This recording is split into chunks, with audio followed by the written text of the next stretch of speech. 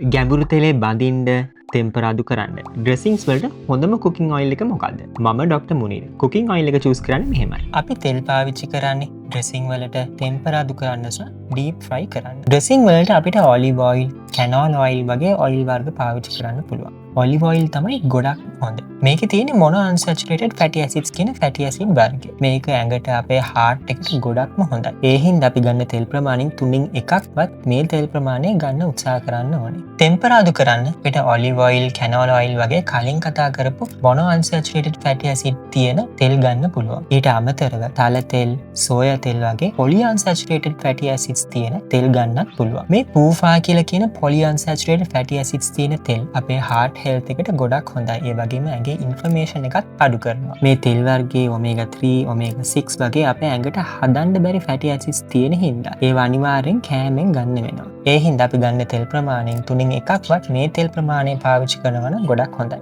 තෙම්පරාදු කරන්න සන්ෆ්ලවර් ඔයිල් පාවිච්චි කරන්න පුළුවන්. හැබැයි ගොඩක් පාවිච්චි කරනකොට සන්ෆ්ලවර් ඔයිල් ඇඟට හොඳ නැති වෙනවා. මීට අමතරව මේ කිව්ව හැම තෙල් වර්ගයක්ම දුම් දානකම් රත් කරන්න බෑ. මොකද ඒකෙන් ට්‍රාන්ස් ෆැට් හැදෙන හින්දා ඒ තෙල් වර්ගය අපේ ඇඟට ගොඩක් හානිදායක වෙනවා. ඒවා අපේ ඇඟේ කොලෙස්ටරෝල් වැඩි කරලා heart attack හා stroke risk එක වැඩි කරනවා. ගැඹුරු තෙලේ බඳින්න ගොඩක්ම හොඳ coconut oil. මේකේ saturated fat කියන fatty acid වර්ගය තමයි තියෙන්නේ. මේක අනිත් තෙල් වලට වඩා සාපේක්ෂව නරක උනත් අධික උෂ්ණත්වයේ ගොඩක් stable හින්දා trans fat නිපද වෙනවා ගොඩක් අඩුයි. සාමාන්‍යයෙන් මේ ගන්න තෙල් ප්‍රමාණයෙන් 3න් එකකට වඩා මේක අඩු කරන්න වෙනවා. පොල් තෙල් අපිට ගැඹුරු තෙලේ බදින්න 2-3 වතාවක් යූස් කරන්න පුළුවන්. හැබැයි කළු වුණා නම් යූස් කරන්න හොඳ නැහැ. පොල් තෙල් වල සුදු පොල් තෙල්, refined නැත්නම් RBD කියන පොල් තෙල් වලට වඩා non refined පොල් තෙල් ගොඩක් හොඳයි. මොකද refined පොල් තෙල් ගොඩක් process කරලා හැදිලා හින්දා අපේ ඇඟට එච්චර හොඳ නැහැ. ඊට අමතරව virgin coconut oil, non virgin coconut oil වලට වඩා ගොඩක් හොඳයි. මොකද virgin oil වල පිරිපාදු කරන ක්‍රමය